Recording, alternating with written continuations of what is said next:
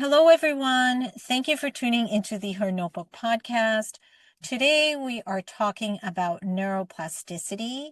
Joining us for this very exciting conversation is Dr. Tere Linzey.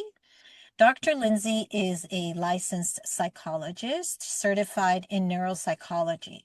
She did some of her research at Harvard and UC Berkeley, and she is the founder of Brain Matters, a program meant to improve auditory processing, executive functioning skills, attention and focus, and memory.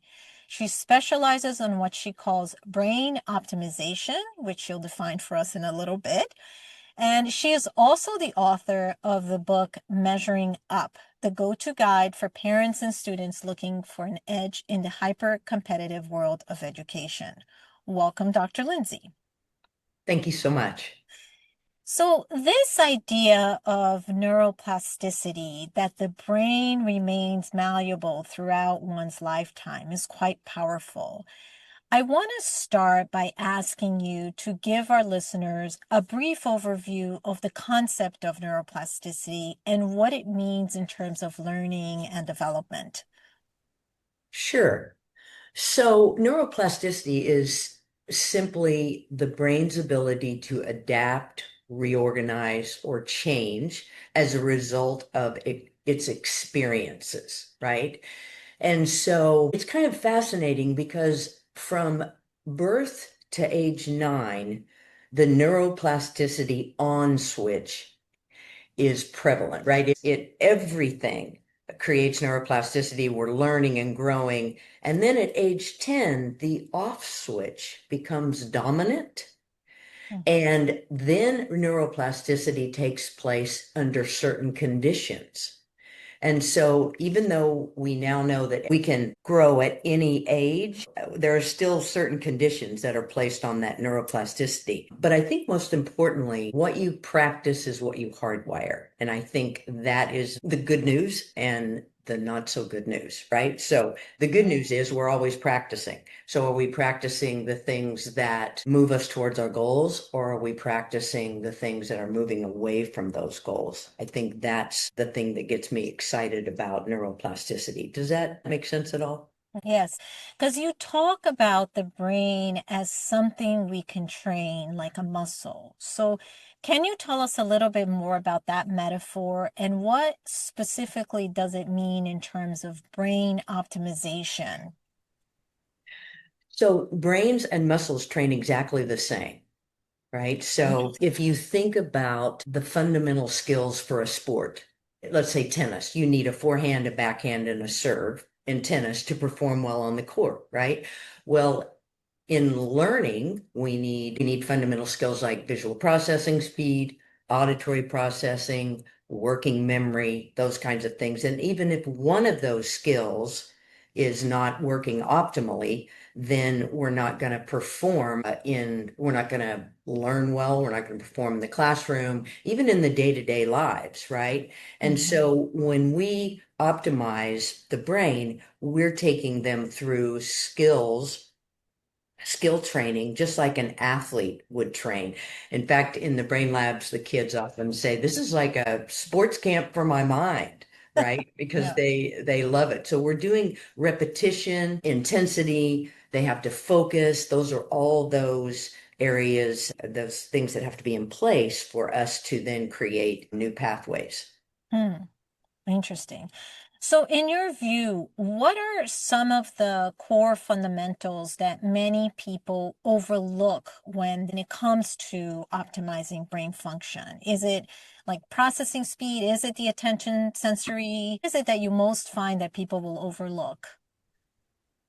Say more about that when you say overlook. Yes. So when they're looking at optimizing brain function, right, I could say something like, oh, you need to read more, and that optimizes. But is there any one particular core fundamental that's often not paid attention to, that's overlooked, that's not seen, or that's not emphasized in the brain training? Like, for example, maybe you read more to read faster, But what about processing 3 or 4 step instructions, for example, which I think is more the executive functioning, right? Or is it that people just need to do a task over and over and over again in order to be able to maximize that particular brain function?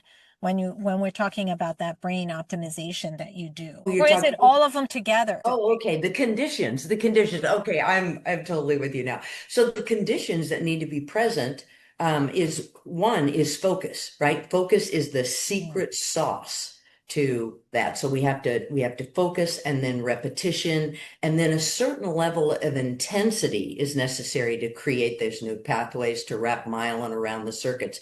So I think that sometimes that's why it's a little trickier for someone to do it on their own because sometimes it's harder to get that level of intensity. Whereas in a brain lab, we get it by timing kids. So the brain trains, you want to give them just enough intensity that it takes them out of their comfort zone, but not so much that it pushes them over the edge. And that's how the brain trains. So there's that level in between your comfort zone and then just panic zone, right? And that's where that neuroplasticity and optimization takes place. Does that make sense? Yeah, yeah. Because sometimes, for example, you hear parents or teachers say something like, oh, they're just not trying hard enough. And when I hear that, I tend to pause because I don't think it's true that a child is not trying hard enough.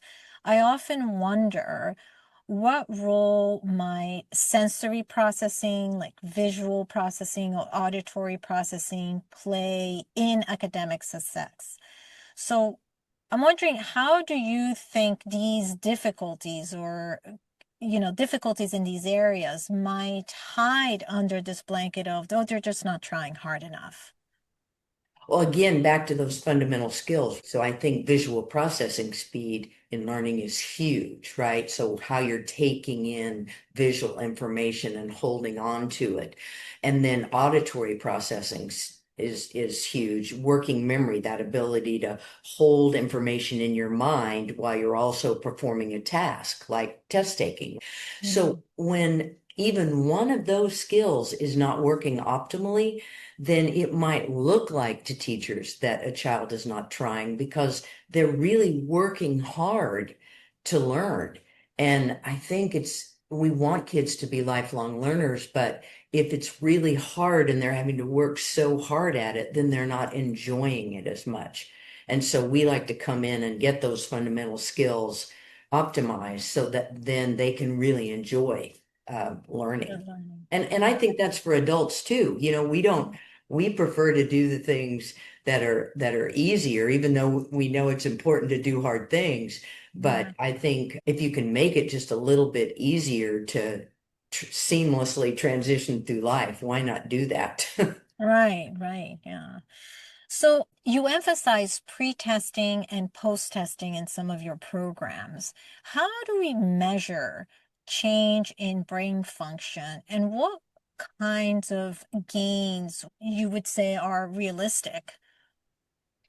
So for me, I do a lot of neuropsych testing. So I'm Mm, not as much in the research realm as I am in the assessment and then retraining and then mhm, reassessing piece, right? mhm, And so for me, just doing a standardized IQ test like a WISC or a WACE, those kinds of things, gets me some baselines, what I call baselines. And then, of course, there are tests for auditory processing, visual processing. And I can get those baselines for kids to know where we need to work from because we need to know where they are mhm. before we can get them to where we want them to be. And so in those standardized tests, 90 to 110 is within the average range. So if they're, say, got a visual processing speed of 85, we know that they're going to have to work really hard to take in that visual information. So once we know what that baseline is, then we retrain that area. We can get them realistically.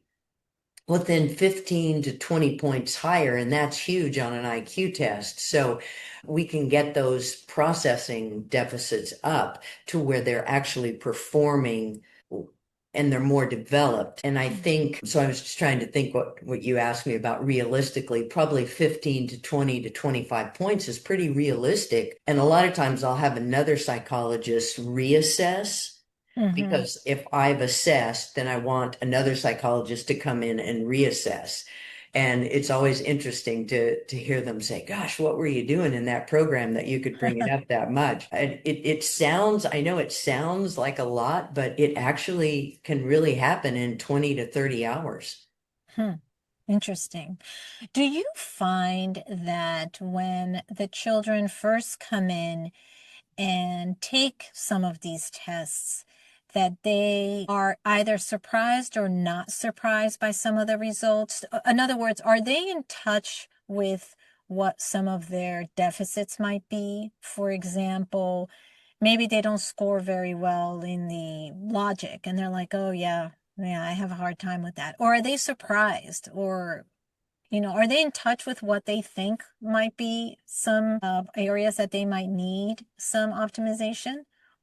They are in touch with how it's affecting or impacting them in the classroom. So they I may come see. in and say, I have a really hard time. If it's the younger ones, you can see it in how they decode or in their reading comprehension, things like that. The older kids may come in and say, I really struggle with focus. Hmm. And they'll say, do you think I have ADHD or something? And then what's interesting is I'll do the testing and the visual processing speed, if it's low, sometimes has the same characteristics of ADHD. So they'll come in thinking they might have ADHD, but because their visual processing speed is slow, their eyes are working really hard. And so they have to look up and rest them a little bit. And that is that, looking around, maybe talking to their neighbor or trying to just do something to rest their eyes. So it's always interesting to hear. And I've been doing this long enough now that I know when someone comes in and says, I feel like I can't concentrate. And then Mm, so I'll know, okay, you know what, this is either going to be visual processing speed or it's going to be that ability to sustain attention. But then we don't always know, is that their auditory attention or is that their visual attention until we mm, test, right? So you break that down. But it's interesting I think kids know, they know something's going on, right? And I always tell them, I said, look, you've got a BMW brain, and if any part of that BMW isn't tuned up, then it's not going to run well, right? And so yeah. we laugh about that. They just bring it Yeah. in and get a tune up. I think that's very helpful for them because it's, the idea that they know that something's happening, but they don't know whether it's a visual thing or an auditory thing, or, that they're walking around thinking they have ADHD. I think it's very helpful to have you assess and tell them, look, this is not this, it's this other thing. Well, Anyway, absolutely. And even if they're not going to do any kind of brain work, it's important for them to know how to study yeah, and yeah, whether they should be studying alone or with a study buddy. All of those kinds of things come into play when they do a neuropsych eval. So I tell parents all the time, at the very least, do the evaluation so you know what their strengths are, what's a little less yeah. developed. Because we're not looking necessarily for what's wrong, what's going wrong. We're looking at the entire brain and how it processes, which I think is fascinating. Yeah, that's very helpful. In your book, Measuring Up, you've written about growth mindset and grit and adaptability as central to success. How do you believe that neuroplasticity intersects with mindset? Is one more fundamental than the other? Well, mindset is just that collection of beliefs that we have about ourselves and our abilities and our potential and those kinds of things. And so you can have a growth mindset, which is believing that you can grow and change, or you can have a fixed mindset, which is believing this is how I am and I'm stuck here. So anytime that you can come in with a growth mindset, that just enhances neuroplasticity, right? Just the belief alone fuels that neuroplasticity. And then it's just a matter of looking at the strategies and what it is you want to change, and then looking at strategies to do that. So I think it's a real enhancement to Mm, neuroplasticity. yeah. You've mentioned encountering individuals whose brain hardwire, if you will, seems fine, but whose mindset holds them back. And I think I know a couple of people like that.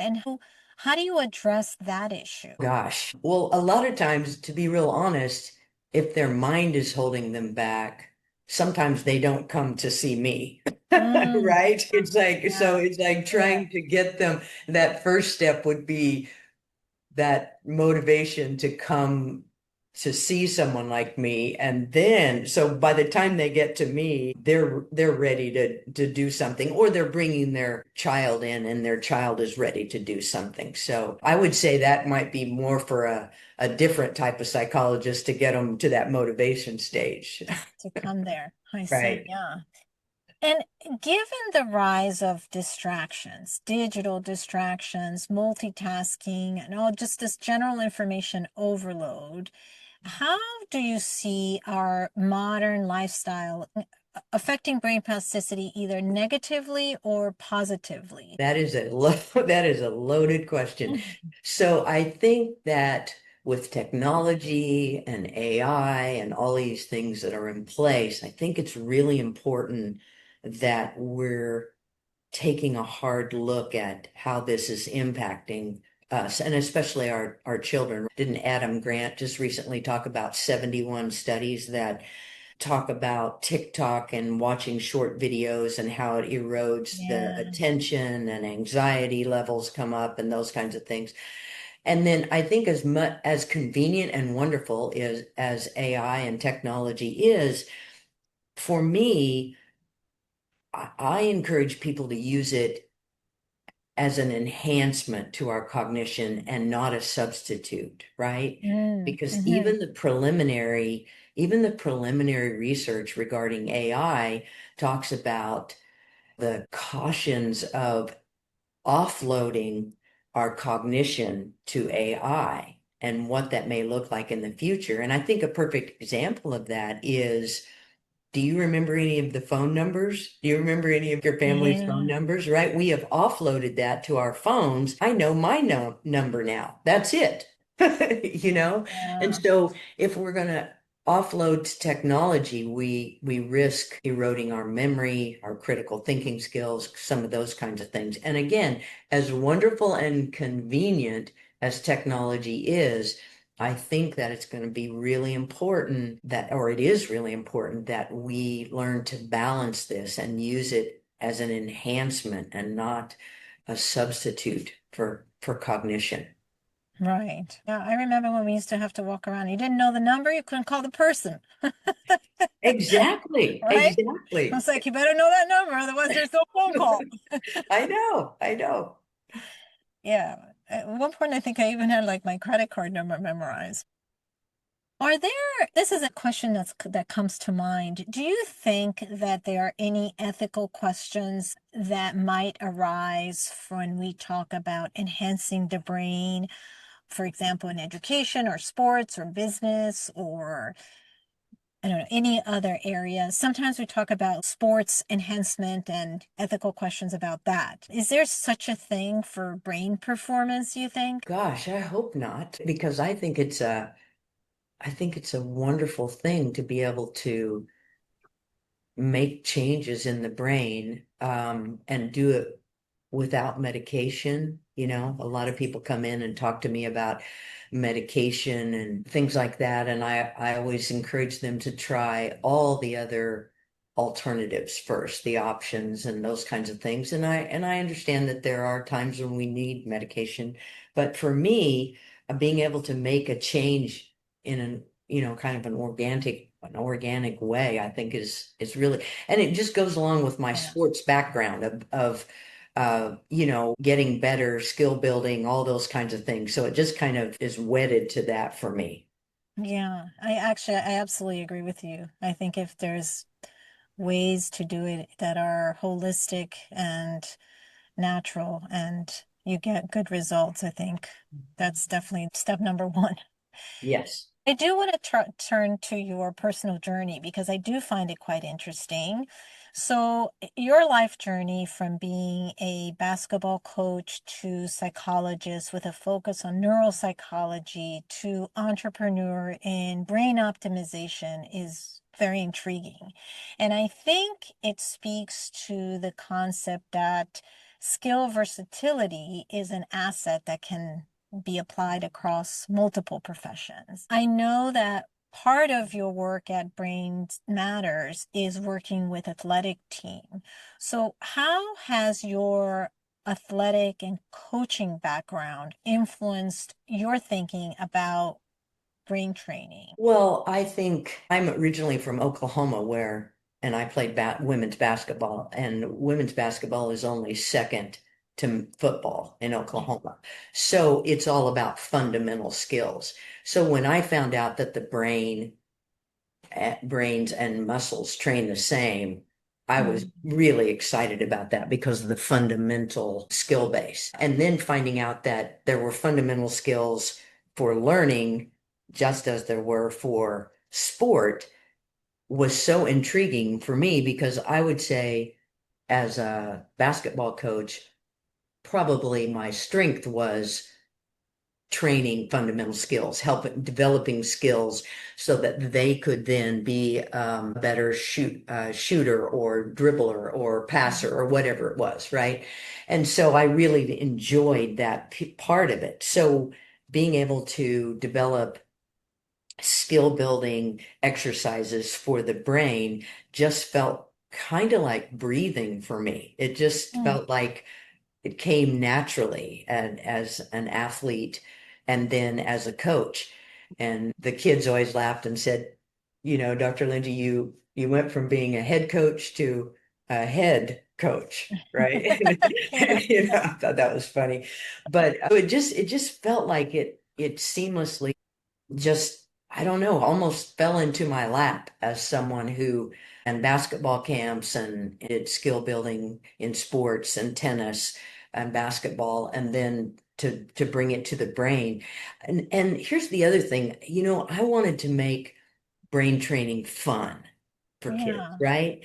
Because I wanted to make my basketball camps fun and that so the skill building is fun because the amygdala is wide open when you're having fun, right? And Mhm. so I thought this was another piece of brain training that was really important to me that when kids came in, that they also had fun doing it. And I get that feedback from them all the time. Yeah. I think the making it so that it's not, let's say, like homework. It makes a big difference.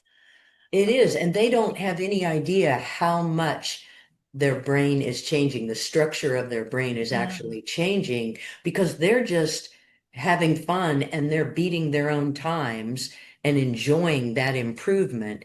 And consequently, their mental health is improving because they're feeling more confident, more resilient. So all of this is taking place just in that little 20-hour, 30-hour brain lab for kids. So for me, it's so much fun to do it and rewarding. So I wanted to ask you, the 20 hours, where does that come from? Because why is it not 10 hours or 50 hours? Where does that 20-hour, I guess it's a threshold, come from?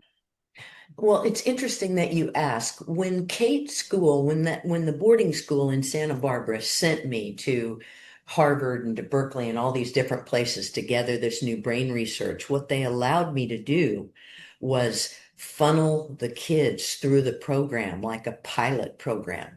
Mm. And so we did it for like a year and a half. We kept taking the kids, any of the kids that wanted to go through the program, we would do that. And what I found in that um, almost like research for myself was that visual processing speed and things that required this visual processing took about 20 hours to do that, Mm, to retrain that. And when we got to 25 hours, we didn't really see a huge difference in that piece. But auditory processing and auditory memory took about 30 hours to train. mm, And so it was really interesting to do pre and post testing and then see. So when I say to parents, that visual processing speed can be retrained in like 20 hours. That's like next to nothing. I'm really saying it from just a series of experiences over and over and over with kids saying, I feel like I'm reading faster. I feel like it was much easier to take that test, or I'm doing my homework much faster, those kinds of things. So we actually kind of piloted that at that school without anything official to get those numbers, but mm. it's definitely proven. And then when we did our clinical trials several years ago, then we had more official research to look at. I see. Let's say a child does the 20 hours and then they stop. Is it something that slowly migrates to how they used to be, or does it stay with them? Or do they need to do like little rehearsals of, okay, you need to practice again? Because I'm thinking in your analogy with the sports, if you play basketball or tennis or whatever it is, and you practice 20 hours a week or however many hours you practice, if you stop, you're not going to be as good. You're still going to play, but you're not going to be as good. I'm not sure if the correlation is the same here. It is. Yeah, it definitely is. But just keep in mind that an athlete doesn't lose their skill in the off season. Yeah. Right? But children, students are like an athlete going into season every time they go into school. You and I, we would need to maintain it because we're not going into season, right? And Mm, so so when kids come and they do the work in the summer, I have them continue with their brain cards for the month that right before school starts. Then once they jump into school, they're using their processing speed, their auditory memory, their working memory. They're using all of that in school like an athlete would in season. mm, Okay. So, but you and I, when I do the programs for adults, we talk about how important it's going to be to maintain this mm. practice in doing brain cards or continuing to do the work because it still goes back to the use it or lose it theory. Oh, yeah. So I want to deviate a little bit and talk about the applications of neuroplasticity beyond children and teens. And I know a lot of your work focuses on that spectrum, the children and teens, but can you comment a little bit about how relevant are these principles for older adults, for example? And is there evidence that supports that? Well, I think for me, when we're looking at adults, it's great for preventative. It's to prevent things. It's great for maintenance. We have had several people come in with strokes and go through Mm, the yeah. program, which has been quite successful. Concussions are another Mm, area where kids are coming in, or even some adults coming in with concussions, and we're mhm, able to help them get back to at least where they were on those kinds of things. So I do think because neuroplasticity is the mechanism behind everything. I think the applications are endless for this. I'm not presently working in fields where we're looking more at that medical piece, but other than just what I talked about. But I do find it fascinating, and I think more and more, the more we learn about this, I think it's going to become habitual mm. to do brain training. I really do. Yeah, sort of like going to the gym, you got to go to your brain training or something Yeah, like that. exactly. I tell people all the time, you know how you used to get up and do your crossword puzzle, Yeah. and that wasn't really helping the brain, but it wasn't hurting the brain either. But I always tell them, I said, just get these brain cards and get up in the morning and just do these brain cards because the impact that this has on your brain, anything I hand is huge. Yeah. So actually on that, are there certain types of brain training or learning that are more effective during childhood or adolescence? And do some of these strategies work differently or less efficiently maybe in adults? Hmm. Do you Well, think? I think it's the same. There are things like I think exercise is huge. Exercise, Mm, whether they're young or our age, whatever. Exercise is like fertilizer for the brain. What it does for the body is a drop in the bucket compared to what it does for the brain. And like I said, any kind of racket sports that you can get your kids in. It's interesting because I get a lot of kids that come through my program that play soccer, mm, and the sport is great, but there's not a lot of eye hand in it. mm. And so I find there's a little bit of a correlation in those kinds of things. But you were asking more about adults or more for kids?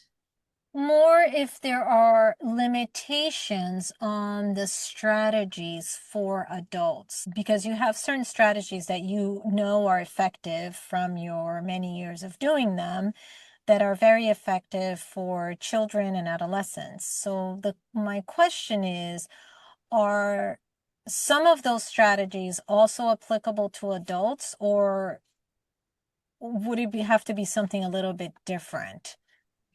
Well, again, that eye hand for Mm. adults is huge. I mean, it's huge. Ping pong is the number one exercise for the brain. Racket sports, tennis is great. Even I would have thought pickleball, fencing. fencing, yes, Mm. fencing, right? And pickleball, but you just have to be kind of cognizant of the injury things that go along with pickleball.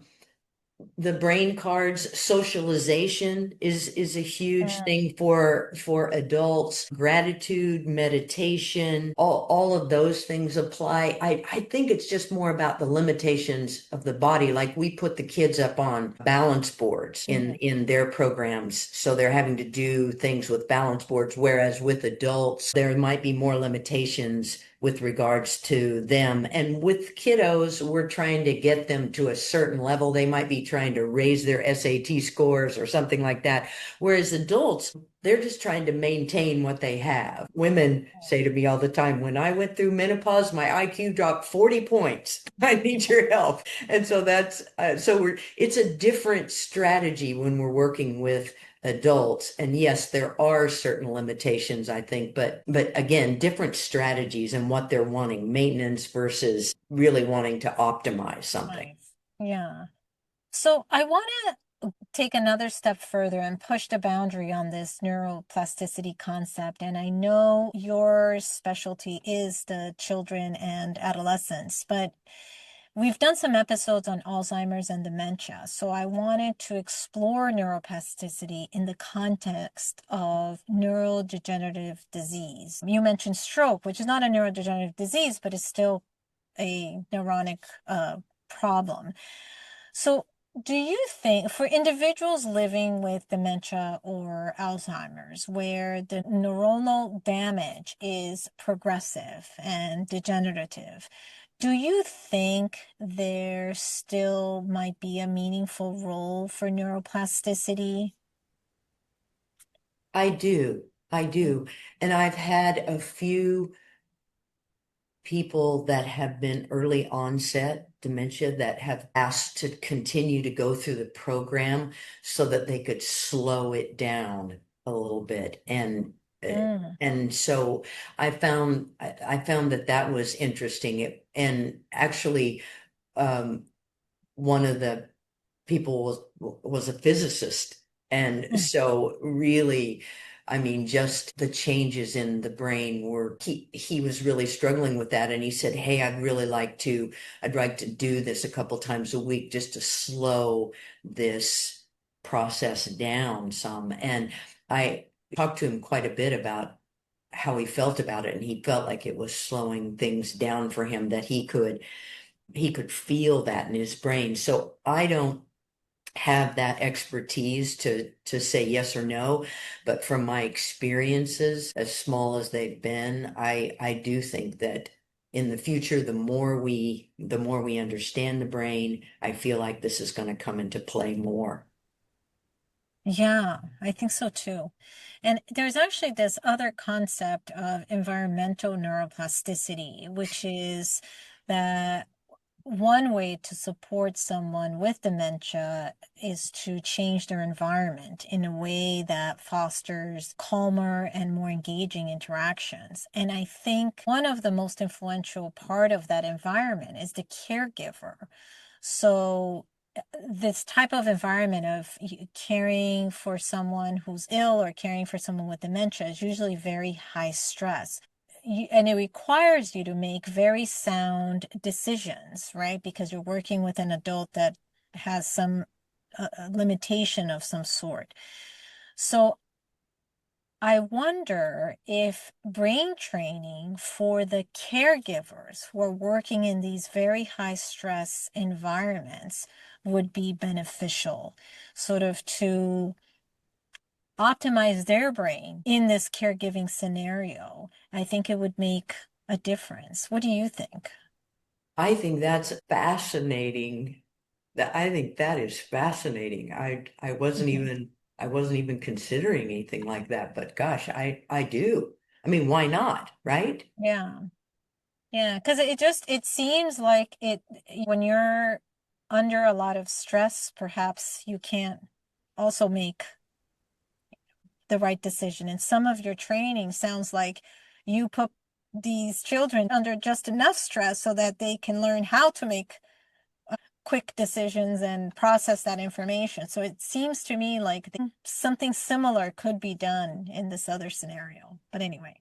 You're no, absolutely. You're absolutely right. And we've done some work with companies where they've wanted us to do brain training to train their employees to make decisions in high stressful environment, Ah, right? And so raising resiliency and all these kinds of things. So we've actually done some of that. So it just makes sense that that would be helpful for caregivers. yeah, or even there's pilots who are also is a high stress profession. There's many different professions I think that where some of the concepts of the training that you do where you put people under not a high stress brain focus, but sort of you get the brain to that point where they can actually make these sound decisions, even though there is this other kind of stressful impact around them, I think. Well, I tell kids all the time, we're going to make the practice harder than the game. Ah, okay. Okay, so we're Yeah. going to make it intense so that they are prepared for that. So then when they step in to that testing situation or that sport or whatever it is, they've already experienced that. Hmm. So now we're going to give you the magic wand. We have a magic wand sometimes we give to our speakers. So if you were to have a magic wand and design the next generation of cognitive training tools, what features do you think would be most important to prioritize?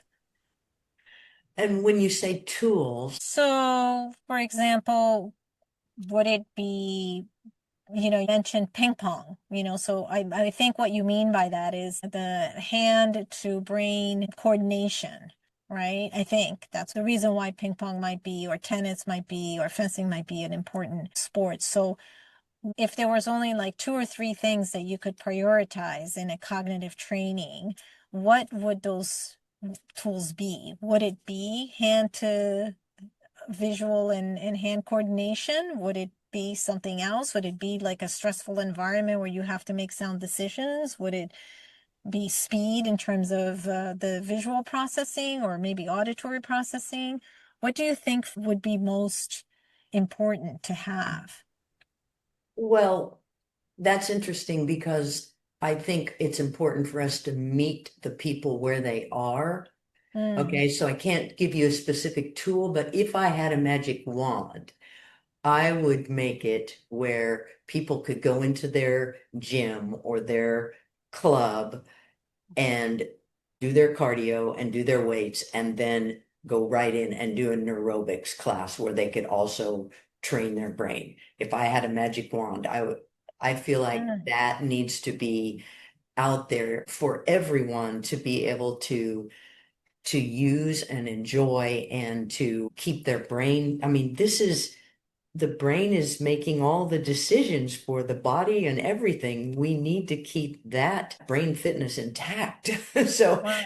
that's what I would do if I had a magic wand. It would just be natural to go to the gym or go someplace to work out and then also get a brain workout every day. That's the magic wand. That's what I would use it for. I like the neurobics. Is that what it's called? Neurobics, that's what we call it. Neurobics. I like Neurobics. that. Yeah. Tell us about that. And it's just neurobics is just the way of working out your brain. Oh, So okay. yeah, so it's just that brain optimization or maintenance or working that out. I just think that that's really, you should do aerobics, you should do weights, and you should do neurobics. I think that's a great idea. Anyway, I want to talk a little bit about common misconceptions that you encounter about neuroplasticity. Are there things like, for example, oh, if you're over 40, it's too late, or oh, brain training is just brain games, they don't really work, it's just a temporary thing. What are most common misconceptions you find when parents come to talk to you or corporate or when you're in your clinical interactions? Well, I think some of them think that they can do the same kind of brain training online, and they'll Hmm. come to me having paid a lot of money for an online program that didn't work. And I always say to them, as it turns out, you have to actually do the thing that you want to get better at. And I use the analogy, if everything could be done on a computer, Olympic athletes would train on Wii, Yeah, right? But we can't. And so we have to actually do the thing that we want to get better at. And so that's one of those misconceptions. And I always hate mm, that for them, that they've paid a lot of money and it's not worked. mm, And I think some of the other just small ones are that they'll think that Wordle or crossword puzzles or those kinds of things are retraining their brain. It's not hurting their brain, but it's mm. certainly not retraining the brain. So I get some of those misconceptions. And then what I get most from parents is, why didn't I know this was available? Why didn't I know this was out there? Yeah. That's what I get most. I can totally see that. I think a lot of people don't know that this is available, and a lot of people don't know that this is out there. I'm glad we're having this conversation. I wanted to ask you, are there limitations of brain training? Are there things we cannot change or should not try to change? Oh gosh, I don't know. When you get to a point of a certain disease, those kinds of things, I don't know Mm, where it is, that point of no return, right? And I just have to say, I don't think we are clear on a lot of those things yet. But as far as changing, I mean, my whole life's work is about helping people change and about being a change agent and a life example in that yeah. process. So I'm hoping that we can change just about everything if we want to for the better. So when someone comes to you after years of underperformance in whatever they deem that they're underperforming in, what do you say to maintain hope without overpromising? Well, I talked to them about getting a baseline. Let's find out where you are. And then I talk to them about where they want to be. And then I give them a realistic, what we can realistically do. And I think that's, just, I have to be honest with them. And there have been times when I have said, I don't I think it's going to take more than 30 or 40 hours Mhm. to make this change. We can move you in the direction that you want to go, but I don't know if we can get you exactly where you want to be. And I just have to be honest with people and let them know. Because, and it's funny because after we've worked with the kiddos and we get them to a certain place where they want, and then the moms will say to me, now, what can you do for me? you know. And I jokingly say, look, I can't do miracles here. I can only do, and we laugh about it. But, I really do try to give them a realistic viewpoint and help them understand. And if I can't help, if I really can't help, then I will either move them in the direction of someone who can, or I just let them know. I don't know that we're gonna. Here's an example of that.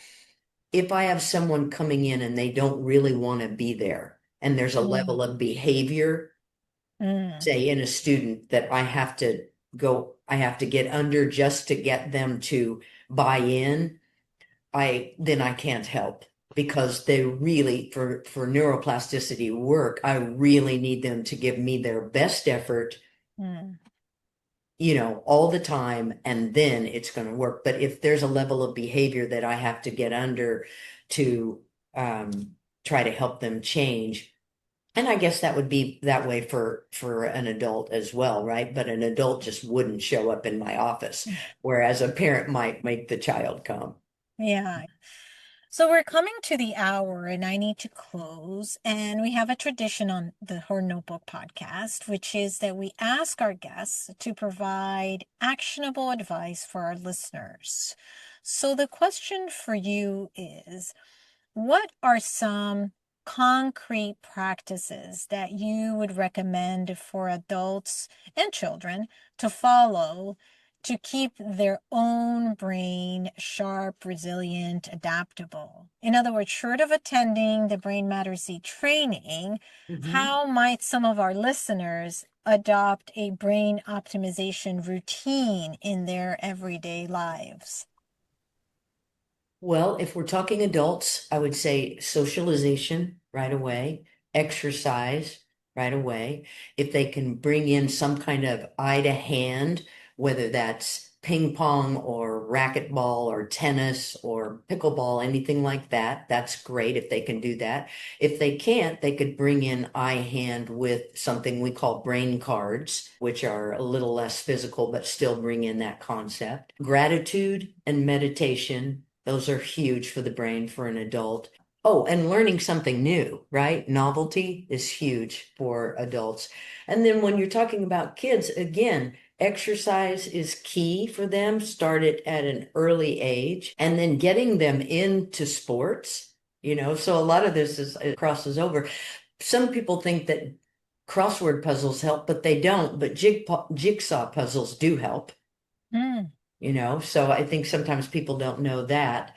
And then I think shifting to positive self-talk, especially for our kids, helping them understand how important that is, especially in this age of technology and everything we have out there. I think using technology as a tool or a reward and not using it as an everyday I'm on, screen time. I think reducing screen time is what I'm trying to say with regards to kids. So those are kind of practical approaches that are, I think, enhance brain fitness for adults and for kids. And on that note, I thank you again for joining us today. I remind our listeners that you can pick up a copy of Dr. Linzey's book, Measuring Up, on Amazon or from her website, brainmatters.com. And thank you all for tuning into the Her Notebook podcast. Thank you. As we close, I want to thank you for joining me on the Her Notebook podcast. I hope today's conversation brought you some knowledge and sparked new insights.